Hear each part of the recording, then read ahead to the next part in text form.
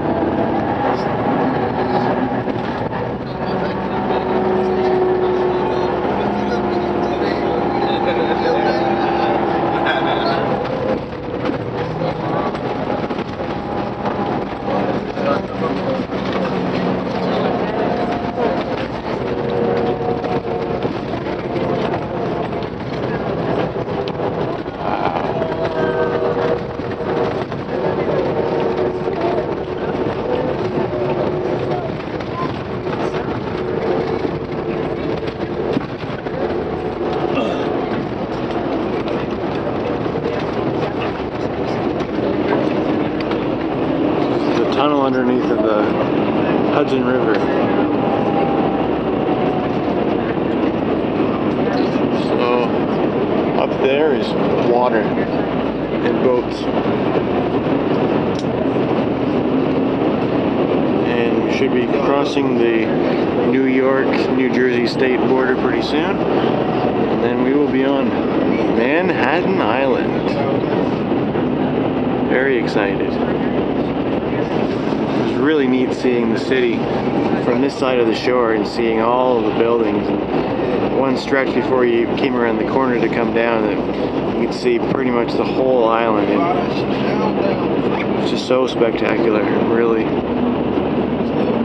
amazing. I was really impressed coming into town, coming into the city. Like, it seemed like half an hour ago we were looking at, you know, hilly mountains with lots of green trees everywhere. Very low densely populated area, and then all of a sudden you're, you know, it starts to get a little bit thicker, and you go through Newark, New Jersey, and then all of a sudden you see Manhattan, and then you're just right in the action. Like, I just couldn't believe how quick the transition was. I thought there'd be, you know, a lot more suburbs out in this direction before entering the metropolis. Well, that was a very long tunnel, but through to the other side and officially on Manhattan Island. So the Port Authority bus terminal is pretty close to here, and that's where the bus stops and everything gets unloaded, and catch the taxi from there over to the hotel.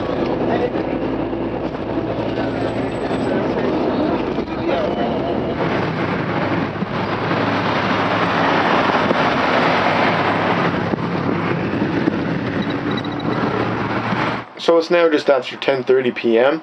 and I'm here all checked into my hotel room at the Jane Hotel in Lower Manhattan, and I'm going to give a full tour of the hotel probably tomorrow or maybe the next day, but it'll be a separate video anyway. And I just want to make this video to wrap up my first day of travel, which was the trip from Whitby, Ontario to Manhattan, New York City. So the last thing I filmed, I think, was when we were in the bus and going underneath the Hudson River through the tunnel, and I believe that was the Lincoln Tunnel that we were going through. So anyways, after we got to the end of that, we saw the light. We came out of the tunnel, and the Port Authority bus terminal is just really close to there. So the bus just pulled in there, and I don't know, chose a spot in the terminal. I don't know if there was planned where it was supposed to park, but it parked somewhere, and everyone unloaded their stuff, and I got my bike box and my suitcase, and I put the bike box on the skateboard, and I pushed it over to 9th Street. I saw the signs, and I knew that 8th Street went, it goes up the island, or north, I guess, and 9th Street goes south. So since the Jane is down in Lower Manhattan, I knew I needed the 9th Street one. So it said, I looked for the sign, and it just said 9th Street taxis, so that was exactly where I needed to go. So I went up to 9th Street and pushed my bike box all the way up there and pulled my suitcase. And then I got there, and then I spent a little bit of time trying to hail a cab, and it was more difficult than I thought. And when I got the cab in Toronto, it was just really easy. I kind of just stood by the side of the road and just sort of looked at the cars, and one just sort of stopped, and he knew that I was looking for a taxi. But in New York, you can't be as subtle, I guess. So I kind of had to stand there and wave my arms, and I waved in a few like Crown Victoria full-size cars, because I knew that when I was in Toronto, we had an Impala, which is a relatively big car, but I know a Crown Victoria is bigger, and the bike box just wouldn't quite fit in the Impala, but I was pretty confident that it would fit in the Crown Vic. So I flagged a few Crown Vics down, and as soon as they saw my box, they just shook their head and said, "Oh, that won't fit." So they advised me to flag down a van or an SUV, and what I ended up taking, I think, was a Ford Escape or something like that, and he just folded one of the seats down, and we just stuck the box in, and then I sat in the front seat of the car. So that's how I got here. So we just drove here. The taxi ride was it was with the tip I paid $9, I think, and so then I got here and unloaded the stuff, and as soon as I got in the hotel, all the hotel staff was really helpful in helping me getting my stuff upstairs and giving me the key and everything. So really, I've had really good experience in New York so far. I'm really enjoying the city. It was really neat, as I was saying before, coming into the city and seeing all the buildings. That one turn where you were coming down into the tunnel, you could see pretty much all of Manhattan, and it was just really impressive to see the whole length of the island and all the huge buildings. It's really great to be here. I'm really glad. So anyways, I'm gonna end this video now. So I hope you enjoy watching my trip, and there'll be more videos, obviously, of the trip as the days go. So thanks for watching.